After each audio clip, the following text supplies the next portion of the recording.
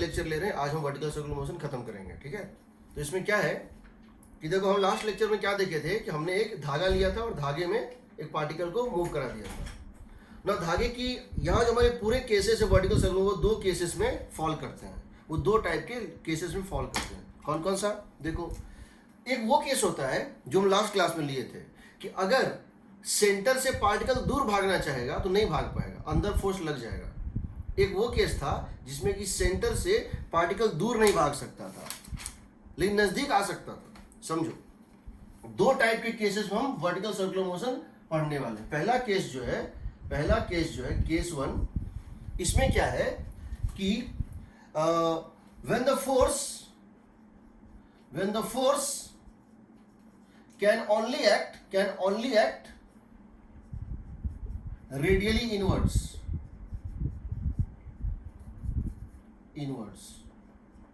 इसका मतलब क्या है कि अगर पार्टिकल रेडियस से दूर भागना चाह रहा है, अगर पार्टिकल ये चाह रहा है कि उसकी डिस्टेंस सेंटर से रेडियस को एक्सीड कर जाए तो नहीं कर सकती है, बट अगर वो अंदर आना चाहता है तो आ सकता है। इसका मतलब क्या है? If particle tries to go away from center,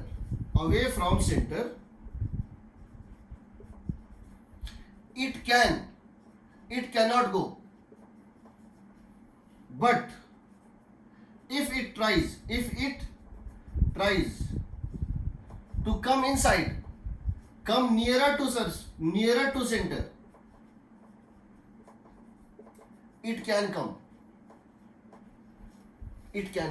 जैसे ये कौन कौन से केस में होता है समझो। अगर ये धागा है, क्या है? थ्रेड है, ठीक। और इस थ्रेड में एक पेंडुलम बॉब इस तरह से घूम रहा है। अगर ये पार्टिकल यहां चाह रहा था दूर जाना तो फोर्स अंदर लग सकता है। अगर ये पार्टिकल दूर भागना चाह रहा है तो फोर्स इसको नहीं जाने देगा। लेकिन अगर ये पार्टिकल अंदर जाना चाह रहा है, तो धागा इसको रोक नहीं पाएगा। क्यों नहीं रोक पाएगा? धागे का फोर्स अंदर ऐड कर सकता है टेंशन, स्ट्रिंग ढीला पड़ जाएगा। स्ट्रिंग पुश नहीं कर सकता, स्ट्रिंग पुल कर सकता है। तो यहां पर सेंटर की तरफ फोर्स लग सकता है, बट सेंटर से अगर तुमको जरूरत है बाहर लगाने का फोर्स और तुम चाहते हो टेंशन इसको पुश कर दे, ये पॉसिबल नहीं है, नॉट पॉसिबल। समझ रहे हो ना? ये पॉसिबल नहीं है, नॉट पॉसिबल। टेंशन अगर यहां टेंशन ना होता तो ये यहां जाता, अगर ये टेंशन ना होता तो ये सेंटर से दूर जाता, तो ये इसको दूर नहीं जाने देगा, टेंशन इसको खींच लेगा। ये पार्टिकल अपनी दूरी सेंटर से बढ़ा नहीं सकता है, बस घटा सकता है। अगर ये अंदर जाना चाहेगा तो कोई दिक्कत नहीं, टेंशन वैनिश हो जाएगा, बट टेंशन बाहर नहीं लगेगा। उसी तरह से अगर एक सिलिंड्रिकल सरफेस है, अगर एक सिलिंड्रिकल या स्फेरिकल सरफेस है और इसके इनर बाउंड्री पे अगर एक ब्लॉक चल रहा है, अगर इसके इनर ट्रैक पे एक ब्लॉक चल रहा है, तो अगर दूसरा केस, इसी में कौन सा केस होता है कि ये तुम्हारे पास एक सिलिंड्रिकल या स्फेरिकल बाउंड्री है और यहां से ये पार्टिकल ऐसे करके चल रहा है, जिस समय ये पार्टिकल यहां पर है, अगर इसकी टेंडेंसी है बाहर भागने की, तो ये दीवार जो है ये अंदर फोर्स लगा देगा। ये दीवार इसको बाहर नहीं जाने देगा। लेकिन अगर ये चाहेगा इसके अंदर जाना, ट्रैक छोड़ के भीतर आना, तो नॉर्मल छूट जाएगा, यहां नॉर्मल 0 हो जाएगा। यानी यहां पर और यहां पर एक कॉमन चीज है। क्या कॉमन चीज है? इस पे जो नॉर्मल या टेंशन का फोर्स है, इसमें टेंशन और इसमें नॉर्मल का फोर्स है, वो अंदर तो ऐड कर सकता है। अगर ये बाहर भागना चाह रहा है, पार्टिकल सेंटर से दूर जाना चाह रहा है, तो अंदर तो लगा देगा, भागने नहीं देगा। बट अगर अंदर जाना चाह रहा है तो रोकने वाला कोई नहीं है। यहां धागा में टेंशन 0 हो जाएगा और यहां नॉर्मल 0 हो जाएगा। लेकिन दूसरा केस क्या होता है समझो, कि फोर्स अंदर भी लग सकता है और बाहर भी लग सकता है। दूसरा वो केस है जिसमें टेंशन का फोर्स या रेडियल फोर्स अंदर भी लग सकता है बाहर भी लग सकता है। दूसरा केस होता है case 2, When force can act, force can act radially in as well as radially out. Radially in as well as radially out. इसका मतलब है अगर वो बाहर भागना चाह रहा है तो फोर्स अंदर लगेगा, जब अंदर जाना चाह रहा है फोर्स बाहर लगेगा, ये दोनों लगे। यानी कि इस केस में therefore particle neither can neither come nearer nor go farther from origin, farther from center. ये कौन से केस में होगा? ये कौन से केस में होगा? पहला केस है कि तुम्हारा ये धागा नहीं था, ये एक रॉड था। ये क्या है? एक लाइट रॉड है। This is a light rod, this is a light rod, समझ रहे हो? ये एक लाइट, एक मासलेस रॉड है। तो रॉड के केस में क्या होगा कि अगर ऐसे जा रहा है, अगर इस तरह से जा रहा है, जब तक ये बाहर जाना चाह रहा है रॉड इसको अंदर खींचेगा। जब तक ये बाहर जाना चाह रहा है रॉड इसको अंदर खींचेगा, टेंशन अंदर होगा। और जैसे ही ये अंदर जाना चाहेगा तो रॉड इसको अंदर भी नहीं जाने देगा, क्योंकि रॉड की लेंथ फिक्स होती है, रिजिड होता है, तो रॉड इसको बाहर धकेल देगा। तो इस केस में रॉड ढीला नहीं पड़ता है, रॉड इसको खींच भी सकता है और धकेल भी सकता है। तो इस केस में समझो, यहां पर तुमको इसको सर्कुलर ट्रैक पे चलाने के लिए यहां पर टेंशन अंदर चाहिए था, मिल जाएगा। यहां पर टेंशन बाहर चाहिए, मिल जाएगा, दोनों मिल जाएगा, दोनों पॉसिबिलिटी है। रॉड पुल भी कर सकता है और पुश भी कर सकता है। ये जब अंदर जाना चाहेगा, अगर ये पार्टिकल चाहेगा सर्किल के भीतर घुसना, तो नॉर्मल इसको टेंशन इसको बाहर पुश करेगा, और जब ये चाहेगा बाहर जाना, टेंशन इसको अंदर पुल करेगा, तो इसको सर्कुलर ट्रैक छोड़ने नहीं देगा। दूसरा केस हाँ सर जो स्ट्रिंग होता है सर वो रेडियली इनवर्ट भी पुश कर सकते हैं और आउटवर्ड भी, पर उसमें तो फिक्स ट्रैक नहीं होता। क्या चीज? स्ट्रिंग क्या करता है? सर स्ट्रिंग रेडियली इनवर्ट भी पुश कर सकता है और आउटवर्ड भी। स्प्रिंग या स्ट्रिंग? स्प्रिंग हाँ लगा सकता है। सर पर उसमें तो एकदम मतलब जैसा इसमें रॉड में कैसे वैसा नहीं होता। नहीं समझा मैं, रॉड में जैसे होता है। सर आपने लिखा है particle can neither come near and not father. हाँ सर पर स्प्रिंग में तो ऐसा नहीं होता ना। तो मैंने स्प्रिंग कहाँ लिखा है? यहाँ मैंने स्प्रिंग लिया है क्या अभी तक? सर पर स्प्रिंग भी तो बाहर और अंदर दोनों जगह पुश लगा सकता है। हाँ बिल्कुल लगा सकता है, ये भी तो स्प्रिंग ही है। ये स्प्रिंग है, मैं कह रहा हूँ ये लाइट रॉड स्प्रिंग है, जिसकी फोर्स कांस्टेंट इंफिनिटी है, जिसकी force constant. Light rod is a spring which force constant is infinite. मतलब बिना कंप्रेस या एलोंगेट हुए ये फोर्स लगा दे रहा है। फोर्स चाहिए ना तुमको, फोर्स क्या होता है? के डेल्टा एक्स ना। फोर्स क्या होता है? के डेल्टा एक्स ना। अगर हमको फोर्स 10 न्यूटन चाहिए बाहर की तरफ और के इनफाइनाइट है, तो कितना कंप्रेशन चाहिए स्प्रिंग में? Infinity into delta X is equal to 10 newton. कितना डेल्टा एक्स चाहिए? 0। और ये हो गया कंप्रेशन, बाहर चाहिए तो। एलोंगेशन, अगर अंदर चाहिए एलोंगेशन, के को डाल दो इनफाइनाइट, के डेल्टा एक्स इज 10, फिर से 0। बिना लेंथ बदले अगर कोई रॉड या कोई धागा फोर्स लगा रहा है तो उसको बोलते हैं, वो एक स्प्रिंग की तरह बिहेव करता है। अभी पहले केसेस देख लो, उसके बाद क्वेश्चन पूछना। ये रॉड है, क्या है? रॉड। हम स्प्रिंग की बात ही नहीं कर रहे हैं। रॉड के केस में न अंदर आ सकता है, रॉड की डिस्टेंस यहां से फिक्स है, याद रखना। रॉड की लेंथ फिक्स होती है, ना ये घट सकती है और ना ये बढ़ सकती है। धागे की लेंथ घट सकती है, मतलब धागे में दोनों एंड के बीच का डिस्टेंस घट सकता है, बढ़ नहीं सकता है। दूसरा इसमें केस होता है पाइप। एक पाइप लो, एक ट्यूब लो और उसको ऐसे सर्कुलर बेंड कर दो। एक ट्यूब लो और उसको इस तरह से सर्कुलर बेंड कर दो, समझ रहे हो? एक ट्यूब लो, पाइप, और उसको ऐसे बेंड करके उसको सर्कुलर बना दो, वर्टिकल सर्कुलर बना दो।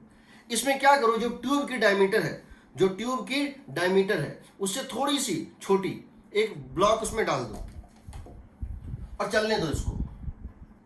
ये जब चलेगा यहां से, जब तक इसको फोर्स अंदर चाहिए, जब तक इसको फोर्स इनवर्ट चाहिए, ये दीवार फोर्स देगा, बाहर वाला दीवार इसको धकेलेगा। ये दीवार है ना, इसके साथ कांटेक्ट में रहेगा, ये इसको अंदर धकेलेगा, धकेलेगा ना। और जब इसको फोर्स, जब ये प्रोजेक्टाइल पे उड़ना चाहेगा, अगर ये प्रोजेक्टाइल पे उड़ना चाहेगा, जैसा हुआ था इस केस में या इस केस में, अगर ये प्रोजेक्टाइल उड़ना चाहेगा, जैसे ही प्रोजेक्टाइल उड़ना चाहेगा, ये इसके साथ कांटेक्ट में चलाएगा, ये इसके साथ कांटेक्ट में चलाएगा। अब क्या होगा, जैसे ये इनर सरफेस के साथ, जैसे ये अंदर घुस, जब तक ये बाहर भागना चाह रहा था, जब तक ये सेंटर से बाहर भागना चाह रहा था, ये आउटर वॉल के साथ कांटेक्ट में था, आउटर वॉल इसको अंदर फोर्स नॉर्मल दे रहा था। जैसे ही इसके साथ कांटेक्ट में आएगा, इनर वॉल के साथ कांटेक्ट में आएगा और ये इसको नॉर्मल बाहर दे देगा, देगा ना।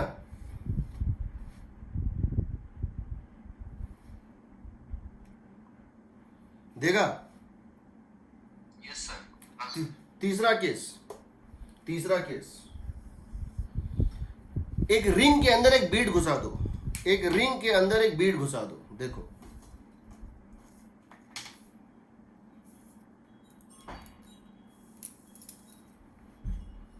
देख रहा है, एक रिंग है, इसके अंदर एक बीड है, हालांकि इसका डायमीटर बहुत बड़ा है, बट ये जस्ट इसमें सेट हो रहा है। एक रिंग या एक बीड है। अब इसको घुमा दो, क्या होगा देखो। जब तक इसको फोर्स अंदर चाहिए, ये इस तरह से रहेगा। देखो इसका मतलब क्या है, इसका मतलब ये जो रिंग है, ये जो बैंगल है, जो रिंग है, जो ट्रैक है, ये इस पे किधर फोर्स लगा रहा है? अभी नॉर्मल कहाँ लग रहा है? टुवर्ड्स सेंटर की बाहर?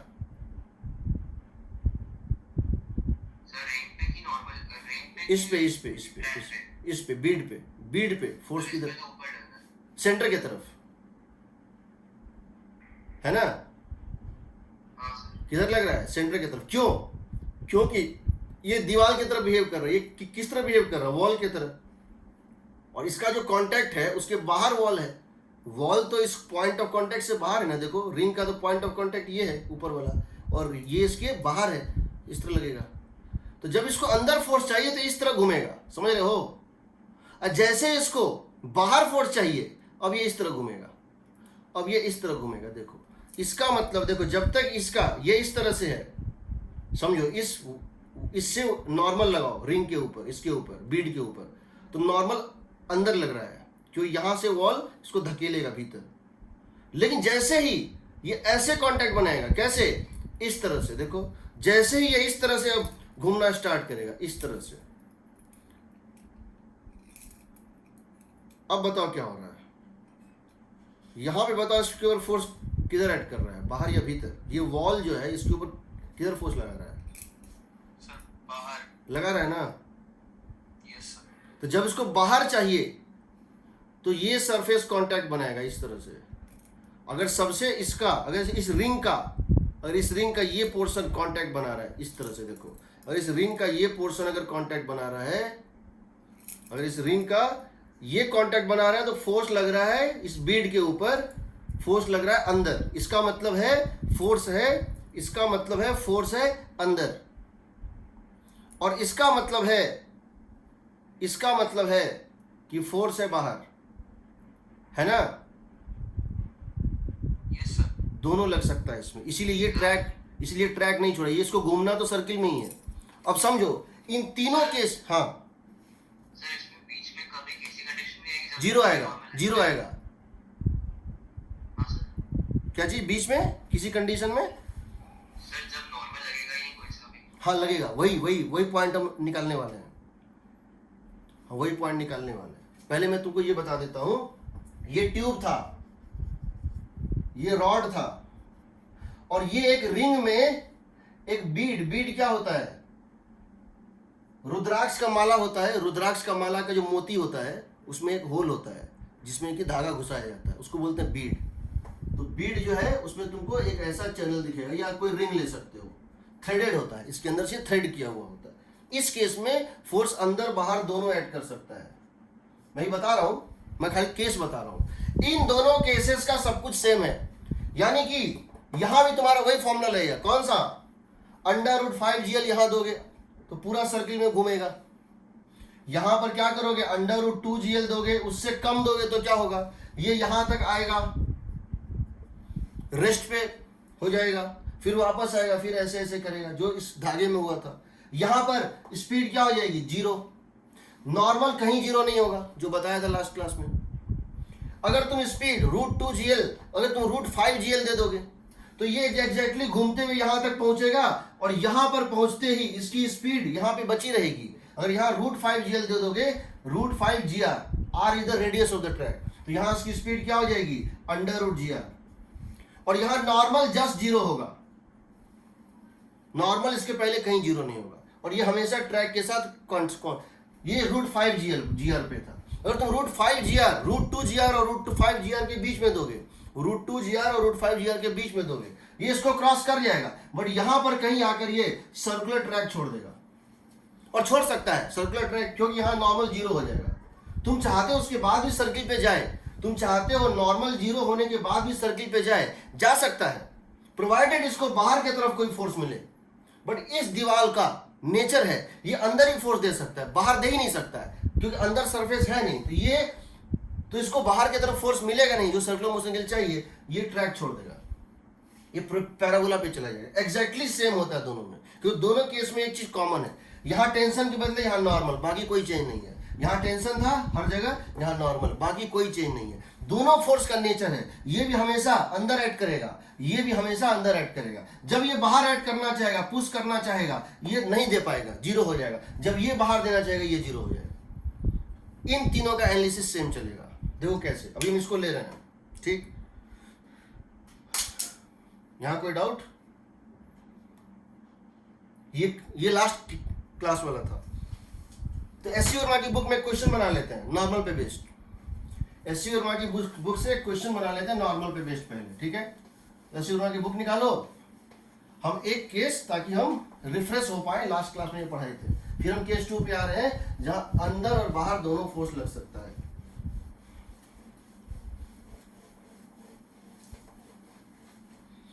ठीक है, एससी वर्मा में निकालो पेज नंबर, एससी वर्मा हम देख लेते हैं, एक क्वेश्चन देख लेते हैं ताकि हम थोड़ा करेक्ट हो पाए।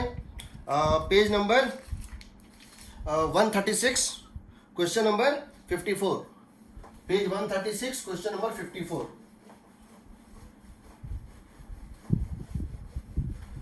Page number 136, question number 54। Question ये दिया हुआ है, क्वेश्चन ये दिया हुआ है कि हमारे पास जो है पेज 136, क्वेश्चन नंबर 54, नो 54 नहीं, सॉरी 55, क्वेश्चन 55 दिया हुआ है कि यहां पर इस तरह से ट्रैक है। देखो क्वेश्चन नंबर 55, एससी वर्मा में क्वेश्चन नंबर 55, ठीक है। तो क्वेश्चन ये है कि ये ऐसे करके एक ट्रैक है, और तुमने क्या किया है, यहां से एक स्प्रिंग जिसकी नेचुरल लेंथ यहां तक थी, एक स्प्रिंग जिसकी नेचुरल लेंथ यहां तक थी, तुमने इसको कंप्रेस कर दिया, ऐसे करके तुमने इसको यहां पे कंप्रेस कर दिया था। कितने डिस्टेंस से, x0 डिस्टेंस से। इसकी स्प्रिंग कांस्टेंट है k, मास m, इसको छोड़ दिया तुमने, और इसको release from rest. This is compressed and released from rest. तुमने इसको छोड़ दिया, ये इससे बंधा हुआ नहीं है, ये इससे टाइट नहीं है। तो क्या होगा, जब यहां से निकलेगा कुछ देर के बाद ये स्प्रिंग आ जाएगा नेचुरल लेंथ में, और ये फायर्ड हो जाएगा, ये से कांटेक्ट छोड़ देगा, ये इसको धकेल सकता है, खींच नहीं सकता, बंधा हुआ नहीं है। तो ये अपने नेचुरल लेंथ में चला आएगा और ये फायर्ड हो जाएगा, फिर ये यू से फायर्ड हो जाएगा। उसके बाद क्या होगा, ये चलता जाएगा, और फिर जब ये सर्कुलर ट्रैक पे चढ़ेगा, जब ये सर्कुलर ट्रैक पे चढ़ेगा तो एक समय ऐसा होगा, ये यहां पर होगा, कहां पर, सेंटर के जस्ट लाइन पे, ये सेंटर वाले लाइन पे होगा, ये एक ऐसा पॉइंट होगा, ये यहां से सेंटर वाले लाइन पे होगा, ठीक है। उस समय इसकी स्पीड मान लेते हैं कितनी है, v है। ये स्प्रिंग इस तरह से होगा। कह रहा है कि इस समय, कह रहा है कि इस समय जो है, जब ये यहां पर है, तो इस समय ये जिस फोर्स से ग्राउंड को प्रेस कर रहा है, ये जिस फोर्स से ग्राउंड को प्रेस कर रहा है वो इसके वेट के बराबर है। यानी कि हमको ये दिया हुआ है कि यहाँ जो नॉर्मल की वैल्यू है, हमको यहाँ पर ये दिया हुआ है कि इसके ऊपर जो नॉर्मल लग रही है, इसकी वैल्यू मैग्नीट्यूड वाइज वेट के बराबर है।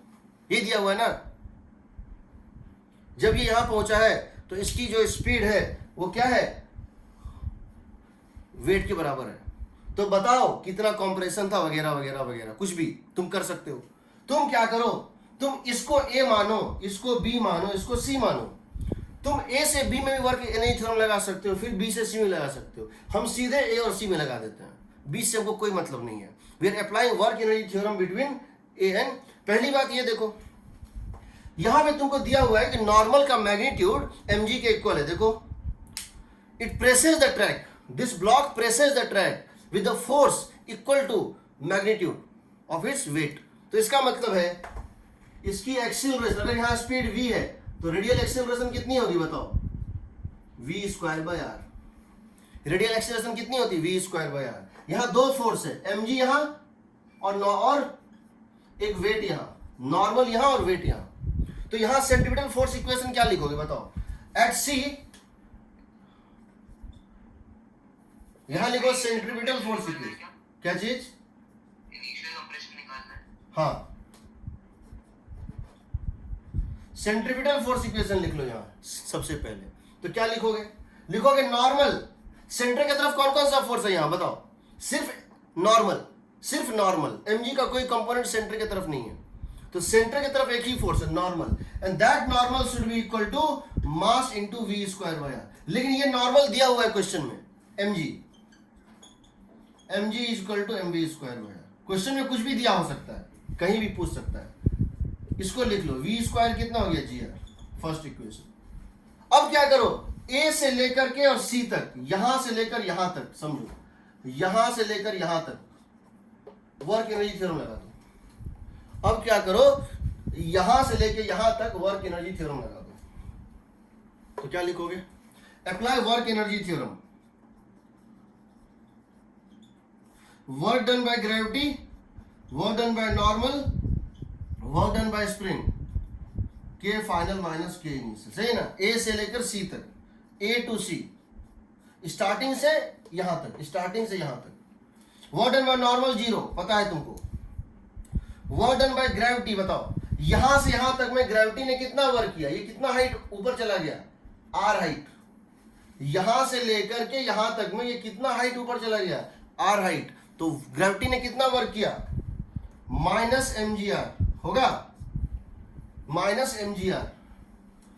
स्प्रिंग ने कितना वर्क किया, स्प्रिंग ने क्या किया वर्क, अगर ये x नॉट था जो हमको निकालना है, let the compression be x naught. तो स्प्रिंग पहले कंप्रेस था और अब स्प्रिंग क्या है, नेचुरल स्टेट में है। तो स्प्रिंग ने वर्क किया प्लस हाफ के एक्स नॉट स्क्वायर, करेगा ना, is equal to K final half mv square, के फाइनल हाफ mv स्क्वायर और के इनिशियल 0।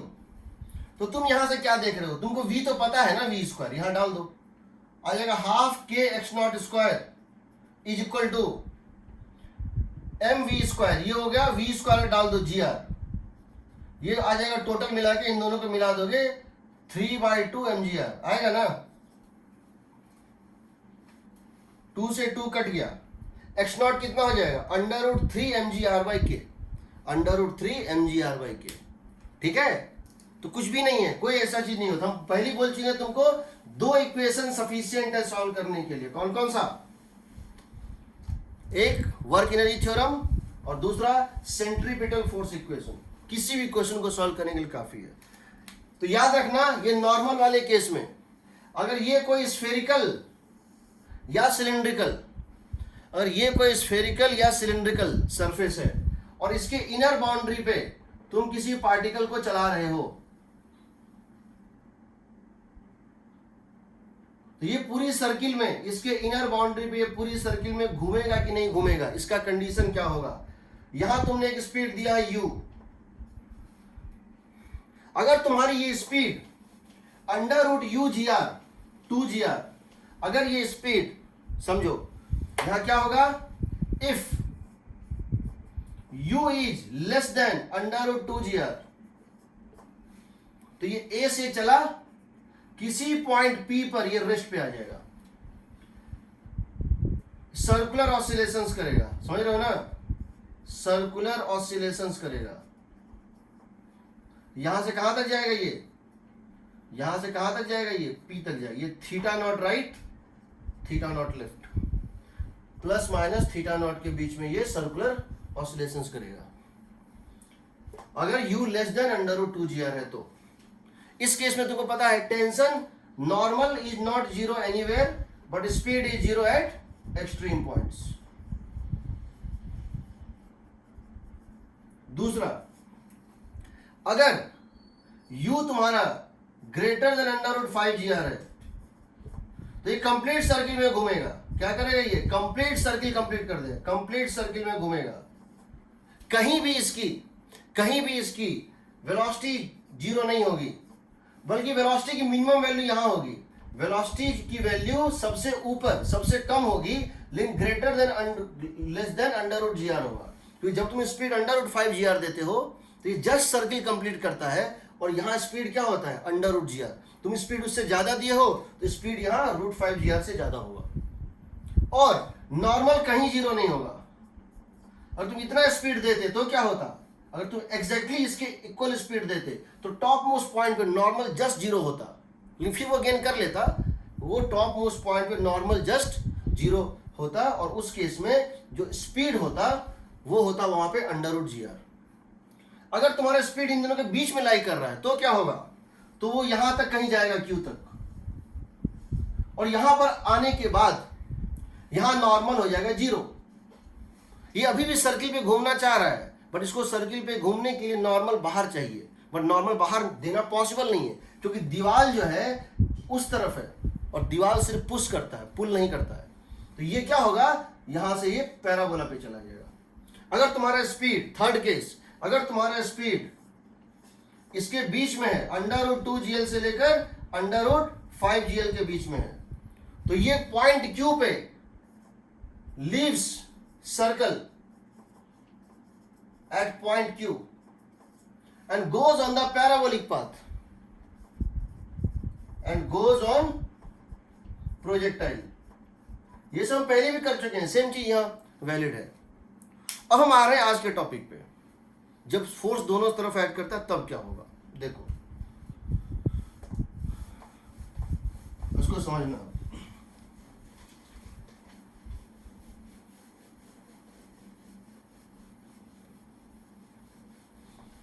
हम देखना चाहते हैं कि उस केस में क्या होगा अगर दोनों तरफ फोर्स ऐड कर सकते हैं। हम एज एन इलस्ट्रेशन क्या ले रहे हैं, हम एज एन इलस्ट्रेशन क्या ले रहे हैं, हम रॉड ले रहे हैं, हम रॉड ले रहे हैं, हम एक लाइट रॉड ले रहे हैं और हम उस लाइट रॉड को मूव करा रहे हैं। देखो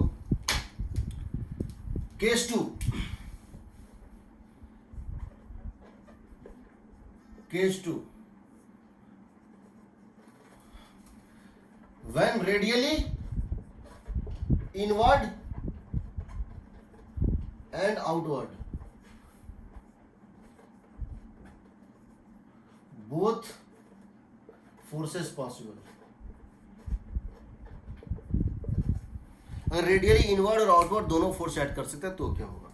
हम यहां पर एक लाइट रॉड ले रहे हैं, क्या ले रहे हैं, लाइट रॉड, मासलेस रॉड ले रहे हैं, ये हम ले रहे हैं लाइट रॉड।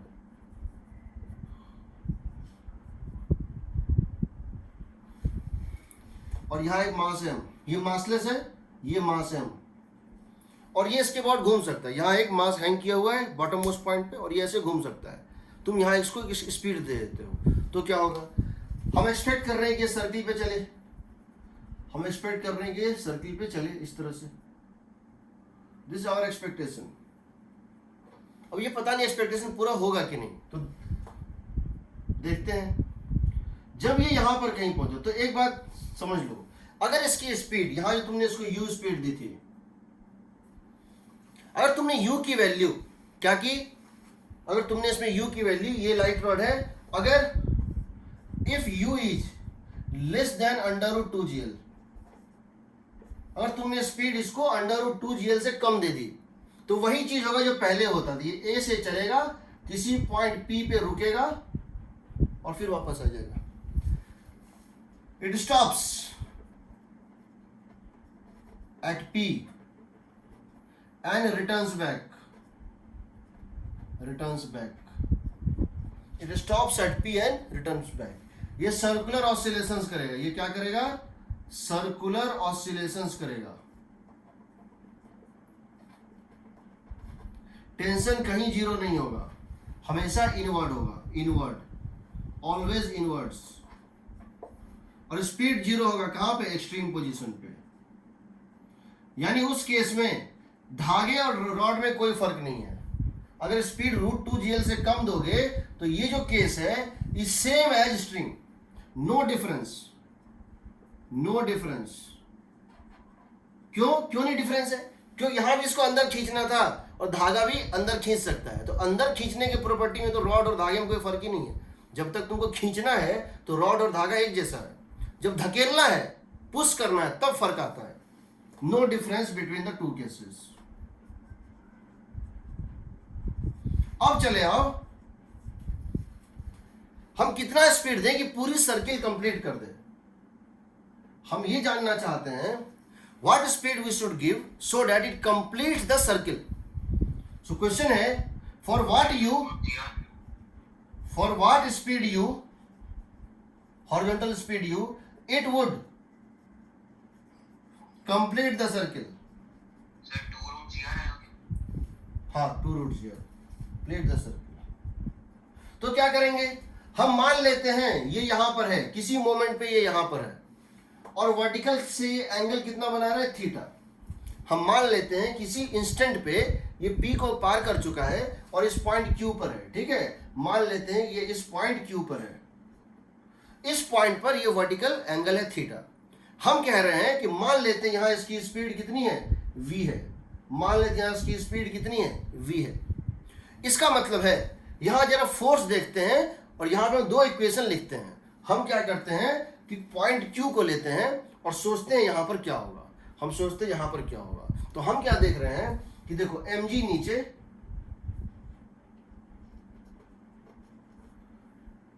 टेंशन इधर,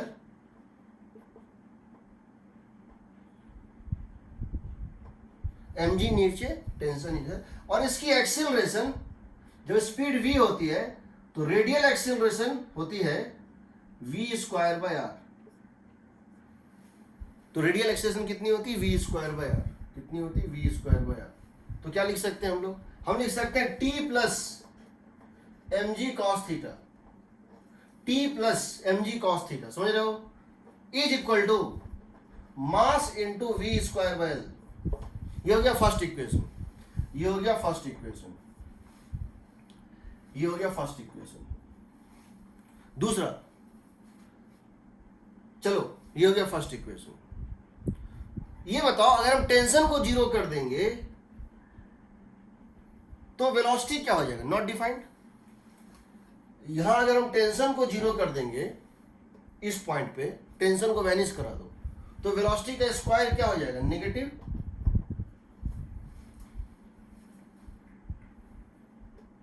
नहीं नहीं, वेलोसिटी स्क्वायर पॉजिटिव है, सही है। Tension zero, velocity square positive, और वेलोसिटी जीरो, टेंशन नेगेटिव, यही है ना? हाँ ठीक है, ठीक। पहले कौन जीरो होगा, टेंशन या वेलोसिटी? पहले कौन जीरो होगा, टेंशन या वेलोसिटी? पहले टेंशन जीरो होगा, पहले वेलोसिटी जीरो होगा? Sir velocity. वेलोसिटी जीरो होगा, वेलोसिटी जीरो होगा। उस धागे वाले केस में जब यहाँ √5gl लिए थे, जब उस धागे वाले केस में जब यहाँ √5gl लिए थे, तो टॉप मोस्ट पॉइंट पे क्या हुआ था?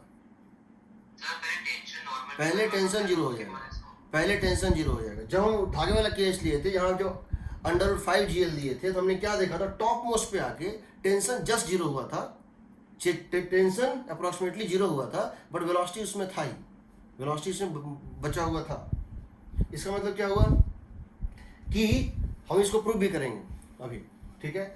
सो हम ये जानते हैं यहाँ किसी पॉइंट पे अगर जीरो होना है, अगर दोनों घट रहा है, समझो जैसे जैसे ऊपर जाएगा टेंशन भी घटेगा और वेलोसिटी भी घटेगा, टेंशन भी घटेगा और वेलोसिटी भी घटेगा। पहले जीरो कौन होगा हम देखेंगे। फर्स्ट टेंशन वैनिश,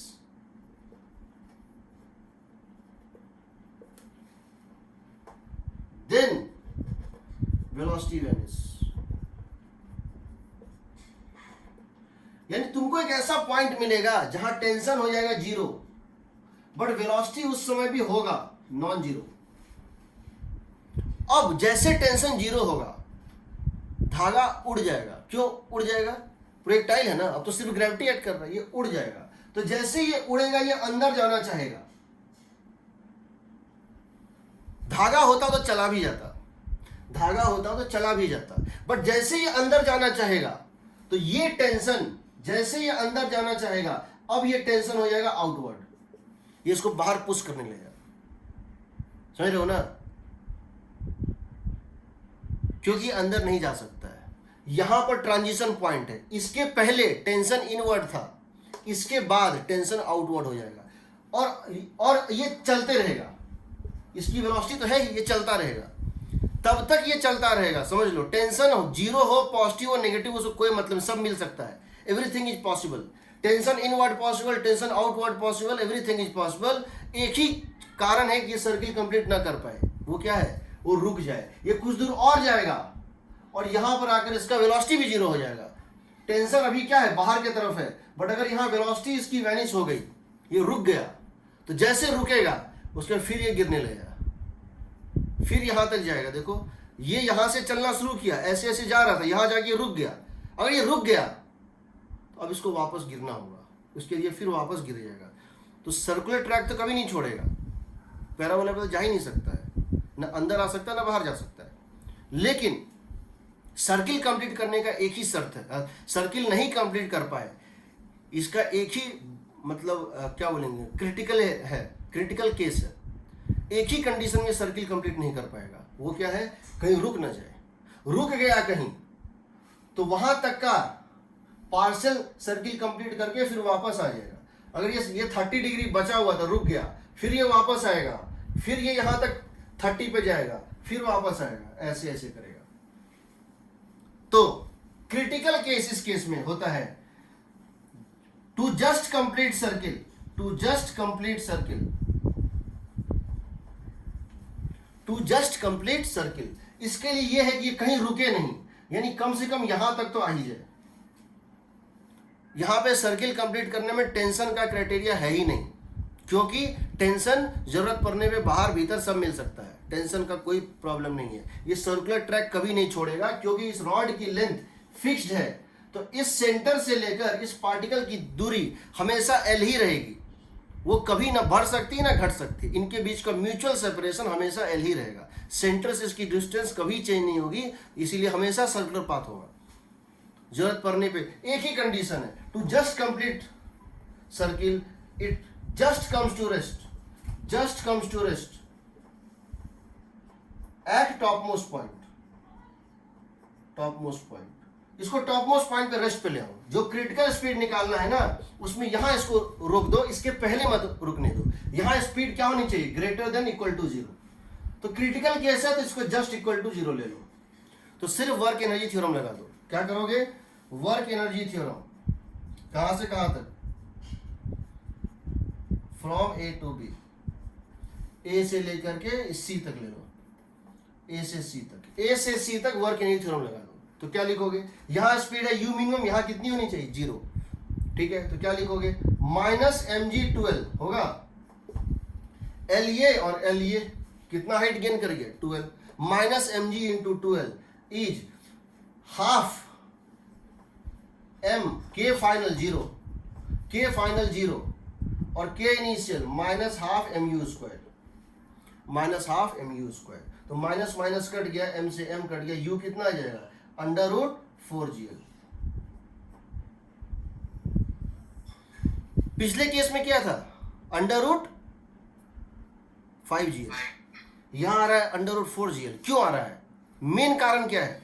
मेन कारण है पिछले केस में जैसे यहां टेंशन वैनिश होता था, टेंशन पहले जीरो होगा, वेलोसिटी बाद में जीरो होगा, टेंशन पहले जीरो होगा, वेलोसिटी बाद में जीरो होगा। टेंशन जैसे जीरो हुआ उसने सर्कुलर ट्रैक छोड़ दिया पिछले केस में, धागे वाले केस में, ठीक। लेकिन इस केस में जैसे वेलोसिटी टेंशन जीरो भी हो गया तो भी वो सर्किल पे ही चलेगा, टेंशन जीरो भी हो गया तो भी वो सर्कुलर ट्रैक नहीं छोड़ सकता है, वो सर्किल पे ही चलेगा, फोर्स बाहर लग जाएगा, रुक गया तब वापस आएगा।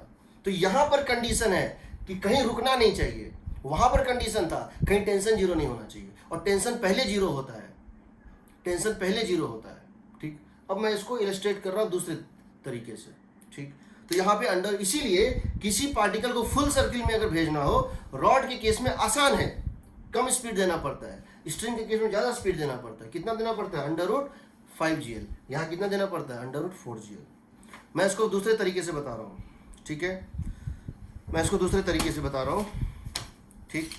और मैं उसमें चीज़ें और बताऊँगा, तब तुम ज़्यादा समझ पाओगे। अभी हो सकता है बहुत सारी चीज़ें समझ नहीं आ रही, अभी सब समझ में आ जाएगा। देखो, तो तुमको क्या आ गया, एक केस में √5gl और एक केस में √5gl और एक केस में √4gl। मान लो मैं एक केस बना रहा हूं, मैं एक क्वेश्चन ले रहा हूं कि मैं क्या कर रहा हूं, मैं भी ये नहीं बता रहा हूं कि ये कौन सा केस है, ये दोनों साइड फोर्स लगने वाला केस है कि वन साइडेड वाला केस है। मैं भी ये नहीं बता रहा हूं ये दोनों साइड फोर्स लगने वाला केस है कि वन साइडेड वाला केस है, ठीक है। मैं क्या कर रहा हूं, एक सर्कुलर ट्रैक है, एक्सपेक्टेड सर्कुलर ट्रैक है, क्या है ये एक्सपेक्टेड सर्कुलर ट्रैक है। यहां से कुछ भी होगा, मैंने एक पार्टिकल की स्पीड दिया है, कितना दिया है √3gl, मैंने यहां इसको स्पीड दिया है √3gl। क्या ये √5gl से कम है? ये √5gl से कम है, और ये अभी नहीं बताया, बताऊंगा, अभी बस दे दिया है, पार्टिकल दे दिया, कोई भी चीज है, कुछ भी हो सकता है, वो केस बाय केस लेंगे। इसको मैंने √3gl दे दिया है। अब चाहे ये धागा रहा हो, चाहे वन डायरेक्शनल फोर्स रहा हो, चाहे टू डायरेक्शनल फोर्स रहा हो, अंदर बाहर दोनों वाला, दोनों केस में सर्किल कंप्लीट नहीं करेगा, मानते हो ना? क्योंकि एक केस में इसको √4gl चाहिए और एक केस √5gl, दोनों से कम है। लेकिन दोनों केस में √2gl से तो ये जो है बड़ा है, इसको तो पार कर जाएगा। लेट अस सपोज ये यहां पहुंच गया, कहां पहुंच गया, यहां पहुंच गया। लेट अस सपोज ये यहां पहुंच गया, और ये एंगल वर्टिकल के साथ एंगल कितना है, थीटा है, इन जनरल थीटा मान लेते हैं। यहां बताओ, दो फोर्सेस लग रहे होंगे इसके ऊपर, एक होगा mg, ठीक है ना जी, एक होगा टेंशन। हमने जनरल थीटा माना है, हम ये नहीं बोल रहे mg है और ये कोई भी, ये फोर्स कुछ भी हो सकता है, टेंशन, नॉर्मल, कुछ भी हो सकता है, कोई फोर्स है जो सेंटर की तरफ एक्ट कर रहा है। अभी इसको टी लिख दिया है, एंगल ये थीटा है। इस समय इसकी स्पीड मान लेते हैं कि v है, इस समय इसकी स्पीड मान लेते हैं कितनी है, v है। इस समय इसकी इंस्टेंटेनियस स्पीड v है, तो इसकी एक्सीलरेशन सेंटर की तरफ है, कितनी है भाई, इसकी एक्सीलरेशन जो है वो सेंटर की तरफ है, कितनी है, सेंट्रीपिटल एक्सीलरेशन इसकी होगी v²/r, या v²/r, या l, यही ना।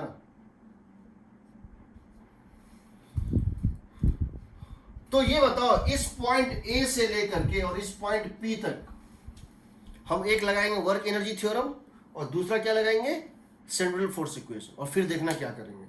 हमने एक जनरल पॉइंट ले लिया है P, जो एक जनरल, एक variable angle, any angle theta पर एनी वेलोसिटी v है। पहला इक्वेशन लिखेंगे सेंट्रीपिटल फोर्स इक्वेशन, तो क्या लिखेंगे, देखो, जो हम लिखेंगे सेंट्रीपिटल फोर्स इक्वेशन, तो क्या लिखेंगे, हम लिखेंगे mg cos थीटा सेंटर के तरफ, mg cos theta plus tension, mg cos theta plus tension is mv square by L. First equation सही है ना। दूसरा, ए और पी के बीच में work energy theorem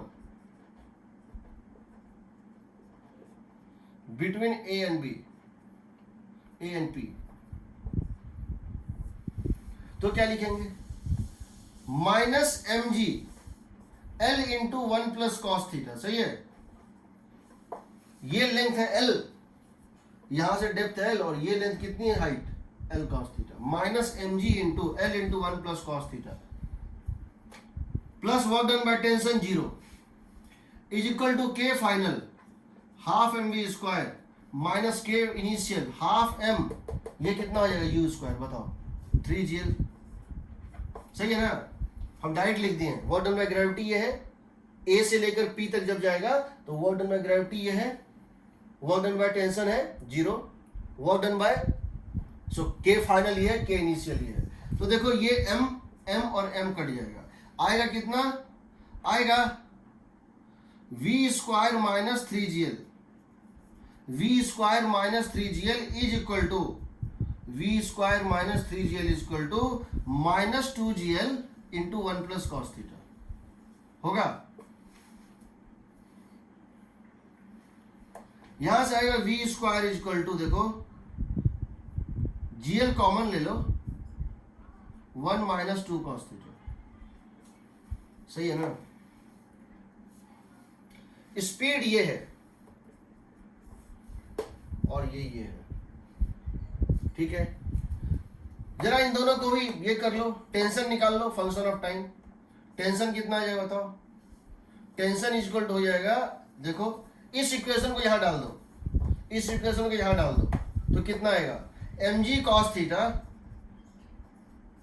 plus tension का मतलब है t is m by l, V square यहां से डाल दो, कितना हो जाएगा gl into 1 minus 2 cos theta, L से L कट गया है ना, mg आ गया ये, तो यहां से आ जाएगा t इज इक्वल टू, देखो mg ले लो कॉमन, 1 माइनस 3 कॉस थीटा। अब बताओ टेंशन कहां जीरो हो रहा है, टेंशन कहां जीरो हो रहा है, किस एंगल पे टेंशन जीरो होगा,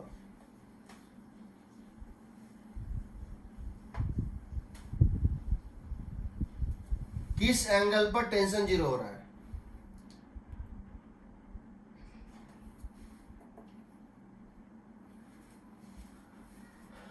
सो tension becomes zero eight,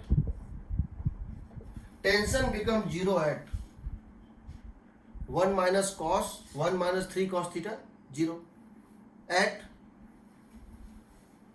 theta is equal to cos inverse 1/3। सही है जी। टेंशन कहां जीरो होगा, टेंशन कहां जीरो होगा, कॉस इनवर्स 1/3 पे होगा। Yes sir. स्पीड कहां जीरो होगा, अगर सर्किल पे चलता रहा स्पीड कहां जीरो होगा,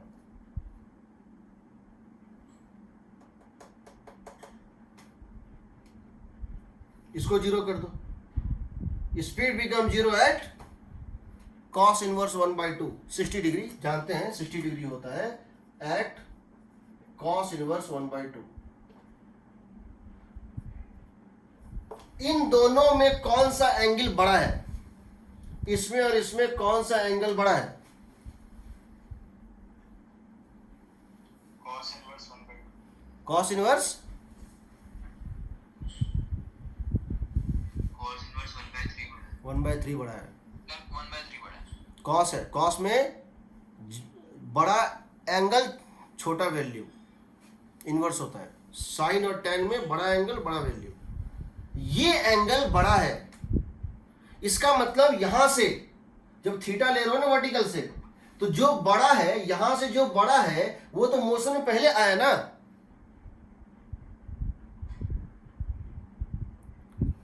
वर्टिकल से जब यहां से घुमाओगे तो जो एंगल यहां से बड़ा होगा वो तो इस मोशन में पहले आया ना, यस सर। अब समझो, अब हम केस ले रहे हैं तो समझ लो, ये है मान लो θ1, ये है θ2, तो हम कह सकते हैं θ1 is greater than θ2, therefore this happens earlier,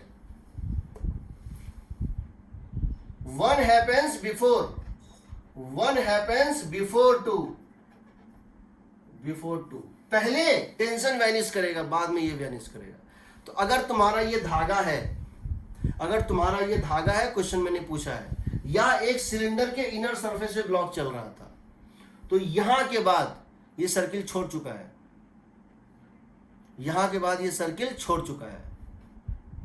समझ रहे हो ना? अगर ये धागा है, अब मैं क्वेश्चन बता रहा हूं, अगर ये थ्रेड होता तो क्या होता, यहां से चलता, ये वैल्यू आता है cos इनवर्स 1/3 का वैल्यू होता है, cos इनवर्स 1/3 का वैल्यू होता है आई थिंक 71 डिग्री के आसपास। Yes sir, 70 point. हाँ, कुछ वही 71 या 70 डिग्री, 70 ही मान लो, 70 डिग्री। यहां से 70 डिग्री पहले टेंशन वैनिश हो गया। अगर ये धागा होता तो यहां के बाद ये प्रोजेक्टाइल पाथ पे चला जाता।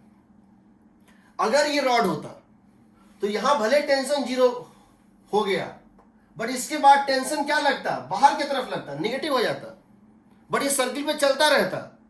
बट कहां तक चलता, जब 60 डिग्री और 10 डिग्री और चलता। ये 70 है ना, 70 पे तो ये धागा स्लैग किया, यहां से 70 डिग्री पहले ये धागा स्लैग किया, और ये होता 60 डिग्री। 10 डिग्री और घूमेगा, 10 डिग्री और घूमेगा, और यहां आके रेस्ट हो जाएगा, और फिर वापस आ जाएगा। इसका मतलब क्या हुआ समझो, अगर ये धागा है, अगर ये स्ट्रिंग है, तो पहला क्वेश्चन, किस एंगल पर धागा स्लैग कर जाएगा, 70 डिग्री पे। उसके बाद ये पैराबोलिक पाथ पे चला जाएगा, ठीक। दूसरा, अगर ये रॉड है तो किस एंगल पर टेंशन अपना डायरेक्शन बदलेगा, या टेंशन 0 होगा, किस एंगल पर टेंशन 0 होगा, 70 डिग्री। 70 डिग्री से पहले यहां पे टेंशन इनवर्ट था, वही धागे वाला केस था, और 70 के बाद जब ऊपर जाएगा, 70 को जब क्रॉस करेगा, जब इस पॉइंट को क्रॉस, जहां टेंशन जैसे क्रॉस करेगा, तो टेंशन हो जाएगा बाहर की तरफ। टेंशन अपनी डायरेक्शन चेंज करता है इस पॉइंट के अबाउट। इसके ठीक पहले इस मोशन में, अगर ये पॉइंट मान लो यहां पर है, ये पॉइंट मान लो फर्स्ट पॉइंट यहां पर है, तो इस पॉइंट के ठीक पहले टेंशन अंदर था, इसके ठीक बाद टेंशन बाहर होगा, और इस पॉइंट पे टेंशन 0 हुआ होगा। तो वहां भी एक क्वेश्चन बनता है कि किस पॉइंट पे टेंशन 0 हुआ था, तो निकाल सकते हैं, इसी एंगल पे होगा सर। हाँ, पर रॉड के केस में सर 70 डिग्री पे टेंशन 0 कैसे होगा सर? रॉड के यहाँ पे क्या हमने हम क्या लिए थे, यहाँ पर जब हम इसको टेंशन लिए थे तो हमने ये थोड़े बताया था ये धागा है कि क्या है, टेंशन है, टेंशन है या नॉर्मल है। ये एक ट्यूब होता, समझो, अगर ये इस तरह से ट्यूब होता, किस तरह से, अगर ये इस तरह से ट्यूब हुआ होता ऐसे करके, और सेम चीज करते हम, यहां से इसको एक स्पीड दे देते √2gl 3gl, तो ऐसा होता। देखो, अगर ये ट्यूब से क्वेश्चन पूछते हम, और ये पूछा हुआ क्वेश्चन है जेई का, बता रहा हूं IIT जेई का ये क्वेश्चन पूछा हुआ है, जिसमें कि पूरा ग्राफ प्लॉट करने दिया था, अंदर के साथ और बाहर के साथ, दोनों के साथ। यहां से तुमने एक पार्टिकल को एक स्पीड दे दिया, कितना दे दिया, √3gl, तो ये इसके साथ कांटेक्ट में रहेगा। क्यों रहेगा, इसको फोर्स अंदर चाहिए, अंदर चाहिए, समझ रहे हो ना। ये चलता रहेगा, देखो ऐसे चलेगा, ऐसे चलेगा, ऐसे चलेगा, यहां तक पहुंचेगा। जब 70 डिग्री बचा हुआ, जब 70 डिग्री बचा हुआ होगा, जब इस वर्टिकल के साथ एंगल ये 70 डिग्री बना रहा होगा, तो नॉर्मल 0 हो जाएगा, मतलब हवा में उड़ेगा और अंदर घुसने की कोशिश करेगा। बट जैसे ये अंदर घुसने की कोशिश करेगा, ये पार्टिकल जैसे ये अंदर घुसने की कोशिश करेगा, यहां फिर से एक दीवार है, अब ये दीवार इसको रोक देगा, अब क्या होगा, अब नॉर्मल बाहर ले जाएगा। तो इस 70 डिग्री तक यहां से लेकर, और जब ये एंगल 70 डिग्री था तब तक बाहर का दीवार फोर्स दे रहा है, अंदर का नॉर्मल 0 है। ये नॉर्मल यहां लग रहा है, बाहर का नॉर्मल पॉजिटिव है, इनवर्ड है, अंदर वाले सरफेस के साथ कांटेक्ट में नहीं है। और इसके बाद अगले 10 डिग्री तक ये अंदर वाले के साथ कांटेक्ट में है, बाहर का नॉर्मल 0 है। समझ रहे हो? Yes sir. यही बीट में होगा, यही किस में होगा? इसमें होगा। इसको ऐसे एक स्पीड दे दो, देखते हैं देखे जाता है कि नहीं, बट ये मेरे हाथ से टकरा जाएगा।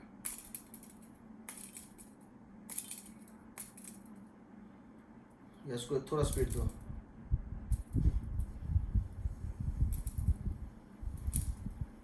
कम स्पीड है, नहीं जा पा रहा है। बहुत ज़्यादा स्पीड देंगे चला जाएगा। देख लेते हैं, यहाँ पकड़ते हैं, इधर मारते हैं, चला गया ना। ये स्लो मोशन में देखेंगे, अगर हम इसको कैमरे में इसको रिकॉर्ड करके हम देखेंगे, ऐसे ऐसे ये जा रहा था, ये जो है ऐसे ऐसे ये जा रहा था। यहाँ पे हल्का सा हवा में यहाँ तक तो क्रॉस करेगा, यहाँ तक तो कोई दिक्कत, यहाँ के बाद ये हल्का सा हवा में उड़ा, फिर यहाँ पे कांटेक्ट में आया, ऐसे होता है। और बहुत ज़्यादा स्पीड देंगे तो अब सवाल उठता है ऐसा क्यों हो रहा है? क्योंकि मैथमेटिकल तो ठीक हम समझ रहे हैं, ऐसा क्यों हो रहा है। तो ये एक बच्चे ने कल पूछा था कि भाई ऐसा क्यों हो रहा है सर, कि मतलब क्यों ये मतलब इधर कर रहा है उधर कर रहा है। तो जरा देखो हम क्या समझ रहे हैं, हम समझने की कोशिश कर रहे हैं कि ऐसा क्या क्यों हो रहा है, क्यों मतलब सिर्फ फिजिकली समझने की कोशिश करते हैं। तो याद रखना, अगर फोर्स सिर्फ अंदर ऐड कर सकता है, अगर फोर्स सिर्फ अंदर ऐड कर सकता है सेंटर के तरफ, चाहे वो नॉर्मल हो चाहे वो टेंशन हो। एक केस वो होता है जब फोर्स सिर्फ अंदर ऐड कर सकता है, एक वो होता है जो अंदर भी ऐड कर सकता है और बाहर भी ऐड कर सकता है। उन दोनों केसेस में यहां से लेके 90 डिग्री इस सर्किल के नीचे, इस लाइन के नीचे कोई फर्क नहीं है, दोनों का एनालिसिस सेम होता है। ठीक है, हमेशा फोर्स भीतर ही होगा, बाहर नहीं होगा। √2GL से कम दोगे तो यहाँ तक जाएगा, रुकेगा, फिर वापस आएगा। अगर √2GL से कम दोगे ऐसे ऐसे करेगा। दूसरा, अगर तुम √2GL से ज़्यादा दे देते हो तब फर्क आएगा। तब दो केस है, अगर फोर्स अंदर बाहर दोनों ऐड कर सकता है, अगर फोर्स अंदर भी ऐड कर सकता है और बाहर भी ऐड कर सकता है। ठीक, अगर फोर्स अंदर भी ऐड कर सकता है और बाहर भी ऐड कर सकता है। ठीक है, इसका मतलब है कि उस केस में अगर अंदर बाहर दोनों फोर्स ऐड कर सकता है, इसका मतलब है कि उस केस में एक ही केस है, ये सर्किल कंप्लीट नहीं कर पाएगा। वो क्या है, ये रुक जाए, क्योंकि ये अंदर भी जाना चाहेगा नहीं जा पाएगा, बाहर भी जाना चाहेगा, तो सर्कुलर पाथ तो होना ही है, प्रोजेक्टाइल पे तो जा ही नहीं सकता है। तो एक ही केस है ये रुक जाए, वो है कहीं जाके ये रुक जाए तो फिर ये वापस आ जाएगा। तो speed 0 is the criteria for not, speed 0 हो कहीं पे, इसका मतलब वो सर्किल कंप्लीट नहीं कर पाया। टेंशन क्राइटेरिया ही नहीं है, टेंशन क्राइटेरिया ही नहीं है। अगर दोनों साइड फोर्स, अगर एक साइड फोर्स है तो जहां टेंशन 0 होगा उसके लिए हवा में उड़ जाएगा, अंदर घुस जाएगा, अंदर घुस जाएगा तो कोई बाहर फोर्स लग नहीं सकता है। तो उस केस में टेंशन 0 होना उसकी सर्कुलर मोशन छोड़ने का मेन क्राइटेरिया होगा। अगर फोर्स बाई डायरेक्शनल है, दोनों तरफ ऐड कर सकता है, स्पीड 0 नहीं होना चाहिए। और अगर वन डायरेक्शनल है, सिर्फ इनवर्ड है, तो टेंशन 0 नहीं होना चाहिए। ठीक है, अब सोचो इसमें हो क्या रहा था। मान लो कभी ऐसा करके एक केस है, यहां पर है, हम जब यहां पर एक इसमें सेंट्रिपेटल फोर्स का इक्वेशन लिखे थे तो क्या हुआ था, देखो और यहां उसको स्पीड दिया था, हमने यहां सेंट्रिपेटल फोर्स का इक्वेशन लिखा था, U था, यहां स्पीड मान लेते हैं V थी। तो मैथमेटिकली देखो क्या हो रहा था, यहां एक फोर्स ऐड कर रहा था अंदर की तरफ, कितना T। इसको सर्किल में घुमाते रहने के लिए, टेंशन को ऐड करना पड़ रहा था T अंदर। इसकी एक एक्सेलरेशन थी इस डायरेक्शन में, कितनी थी, v²/r या v²/l, लेंथ लो या फिर सिलेंडर है तो रेडियस लो। और तीसरा इसमें एक फोर्स था इधर की तरफ, उसको यहां नहीं दिखाता हूं, यहां दिखाता हूं। एक फोर्स था mg और इधर की तरफ एक फोर्स था, एक्सेलरेशन था v²/r। तो हमने क्या लिखा था यहां क्वेश्चन में, हमने लिखा था T plus mg cos theta is equal to mv²/r। ठीक है, T plus mg cos theta mv²/r। अब ये बताओ, अब ये पार्टिकल अगर यहां से थोड़ा सा और मूव कर जाएगा ऊपर, अगर ये पार्टिकल और थोड़ा मूव कर जाएगा, स्लाइट मूवमेंट और कर लेगा, अगर ये पार्टिकल थोड़ा और मूव कर जाएगा तो थीटा घट जाएगा. If this particle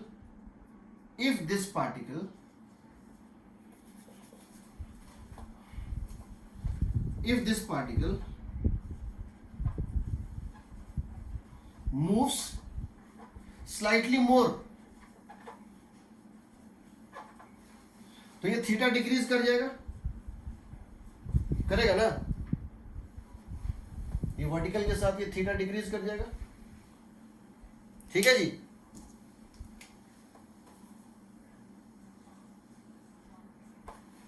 theta decrease कर जाएगा, स्पीड डिक्रीज कर जाएगा. मानते हो? जब थोड़ा सी ऊपर जाएगा, यहां से और थोड़ा सा ऊपर जाएगा, तो इस प्रोसेस में थीटा भी डिक्रीज करेगा वर्टिकल के साथ. जो ये बना रहा है, ये पोजीशन पे थीटा बना है, इस पोजीशन पे कुछ कम थीटा बनेगा. इसका मतलब कॉस थीटा इंक्रीज कर गया. तो समझो, ये भी इंक्रीज करे, ये इंक्रीज करे, ये डिक्रीज करेगा. मान लो किसी पॉइंट पर ये था, मान लो किसी पॉइंट पे ये था 12 न्यूटन. कितना था? 12 न्यूटन. और ये वैल्यू था 10 न्यूटन. तो इसको कितना होना पड़ेगा? इस इक्वलिटी को मेंटेन करने के लिए उसकी स्पीड 2 न्यूटन, तभी ना होगा. किसी पॉइंट पे यहां पर उस पार्टिकल की मास, उस पार्टिकल की स्पीड और रेडियस इस तरह से है कि mv²/r, mass into speed square by r 12 newton आ रहा है. mg cos थीटा की वैल्यू कितनी है? 10 न्यूटन ही है. तो इसको हेल्प चाहिए ना. इसका थोड़ा सी ऊपर गया, ये थोड़ा सा और ऊपर गया. जब ये थोड़ा ऊपर जाएगा, ये स्पीड घट जाएगा. तो ये मान लो अब हो गया 11 न्यूटन. थोड़ा सा जब ये और ऊपर जाएगा, हाइट गेन करेगा, तो स्पीड घटेगा, तो ग्रेविटी का नेगेटिव वर्क होगा. ये हो गया 11 न्यूटन. ये थोड़ा बढ़ेगा ना, क्योंकि थीटा अब तुम्हारा कम है. तो कॉस थीटा बढ़ जाएगा. ये भी हो गया 11 न्यूटन. तो ये कितना होना पड़ेगा? इसका नया वैल्यू कितना होना पड़ेगा? बताओ. 0. वहां 0 हो गया. वहां टेंशन का काम ही नहीं है. mg ही सफिशिएंट है एक्सेलरेशन देने में. टेंशन का कोई रोल ही नहीं है. उसके बाद थोड़ा सा और बढ़ा, उसके लिए थोड़ा सा और बढ़ा. अभी भी ये चाहता है हम सर्कुलर मोशन में जाएं. ये थोड़ा सा और बढ़ेगा. ये हो जाएगा 10 न्यूटन और घटेगा, क्योंकि स्पीड और घटेगा. 10 न्यूटन. ये थोड़ा बढ़ेगा, ये हो गया 12 न्यूटन. इसको कितना होना पड़ेगा? तो नेगेटिव में चला जाएगा. -2 न्यूटन. अब यहीं पे सबसे बड़ा प्रश्न है, ये हो सकता है कि नहीं हो सकता है? -2 का मतलब क्या हो गया? अंदर फोर्स नहीं लगना चाहिए, बाहर लगना चाहिए. क्यों लगना चाहिए? क्योंकि यहां पर mg cos थीटा जो है वो 12 न्यूटन है. यहां mg cos थीटा का जो सेंट्रिक तरफ कंपोनेंट है 12 न्यूटन है, लेकिन mv²/r जो इसकी एक्सेलरेशन है वो 10 ही है. मास इंटू एक्सेलरेशन 10 ही है. तो यानी नेट फोर्स यहां पे 2, यहां जब तक नहीं लगाओगे, ये 12 और 2 कट के होगा ना 10. और ये डिसिसिव मोमेंट होता है. क्या टेंशन बाहर लग सकता है? लग सकता है तो लग जाएगा, नहीं लग सकता है तो क्या करेगा? कोई रास्ता नहीं है. टेंशन बाहर नहीं लग सकता है, टेंशन 0 हो जाएगा. रस्सी के मदद से तुम किसी को खींच सकते हो. तुम एक ट्रक को, एक ब्लॉक को खींच सकते हो रोप बांध के. रोप से उसको पुश नहीं कर सकते हो. यही होता है. इसीलिए टेंशन मैनेज कर जाता है. ठीक है. तो तुमको अब क्या करना है? किसी भी क्वेश्चन में यही करना है. पहले देख लो, मैं कुछ क्वेश्चन बता रहा हूँ. S C Verma page number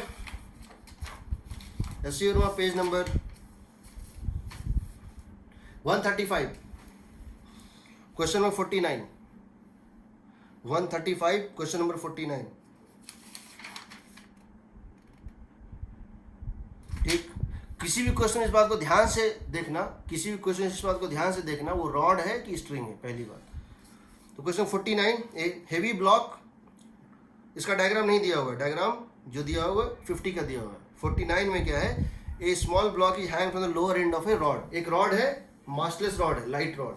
यहाँ एक बॉब लगा हुआ है, मास लगा हुआ है. कितना स्पीड इसको दे दें ये पूरी सर्किल में घूम जाए? कर लोगे? हाँ सर। ठीक। क्वेश्चन 52, क्वेश्चन 52, क्वेश्चन नंबर 52, उसमें क्या है देखो।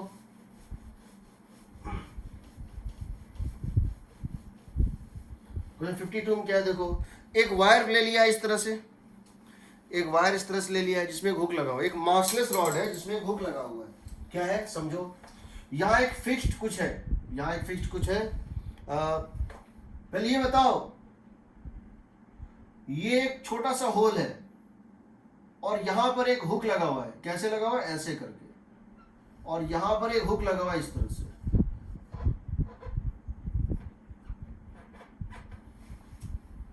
ठीक है, समझ रहे हो ना? ये हुक जैसा है ऐसे, ये रिंग है, ये ऊपर से गिर रहा था, ये जो रॉड है ये ऊपर से गिर रहा था और गिरते गिरते इसमें इस रिंग में फंस गया और फंस के ऐसे घूम जाएगा, ये फंस जाएगा, या ये एंड तो फिक्स हो जाएगा बट ये एंड घूमता चला जाएगा, इसको पूरा सर्किल में घुमा देगा।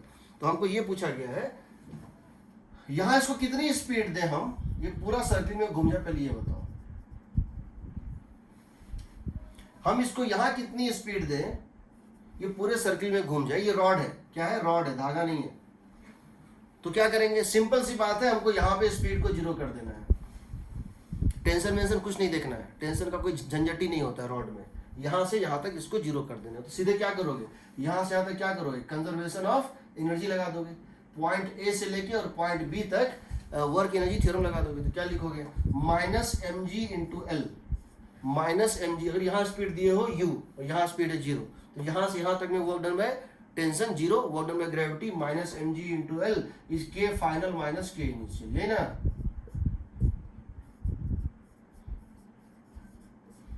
यहाँ स्पीड इतना देना पड़ेगा।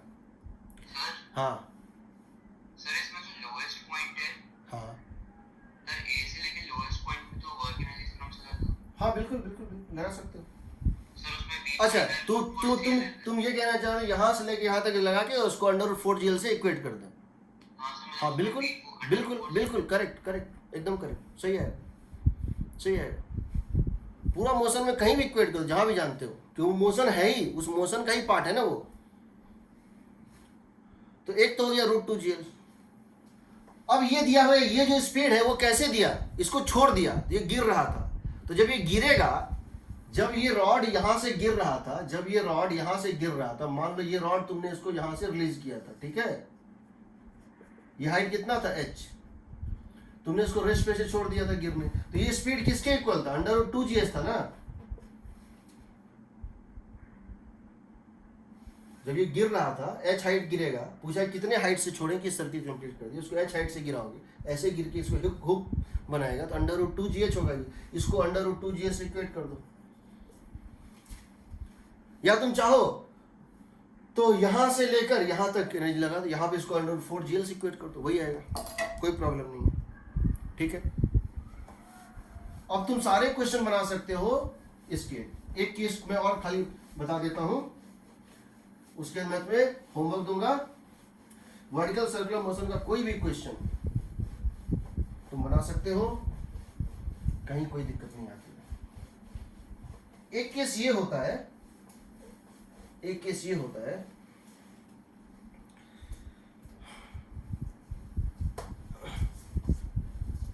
मेरे पास एक स्फेरिकल बाउंड्री है, ये स्फेरिकल या सिलिंड्रिकल, और हम यहां पर क्या करते हैं, एक ब्लॉक को यहां पर छोड़ देते हैं, और अब ये ब्लॉक यहां से फिसलना शुरू होता है। अब ये ब्लॉक यहां से फिसलना शुरू होता है ऐसे करके, एक पर्टिकुलर पॉइंट पे आके सरफेस छोड़ देता है, एक पर्टिकुलर पॉइंट पे आके सरफेस छोड़ देता है।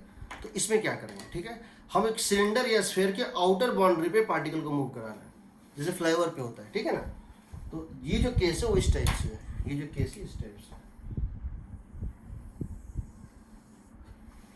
हमारा ये है fixed smooth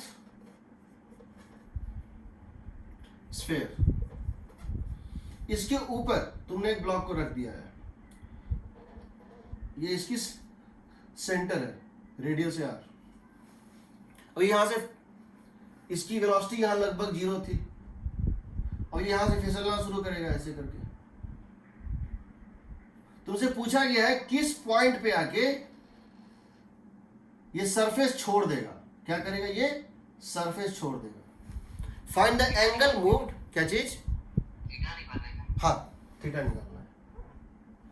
find angle theta, find angle theta after which it leaves surface. Leave surface का मतलब ब्रेक्स ऑफ सरफेस का मतलब होता है ब्रेक्स ऑफ द सरफेस, जिसका मतलब होता है leave surface, breaks off the surface और फ्लाइज। तो क्या करोगे? तुमको वही करना है जो हर केस में तुम करते आए हो। एक तो वर्क एनर्जी थ्योरम और दूसरा सेंट्रिपेटल फोर्स इक्वेशन।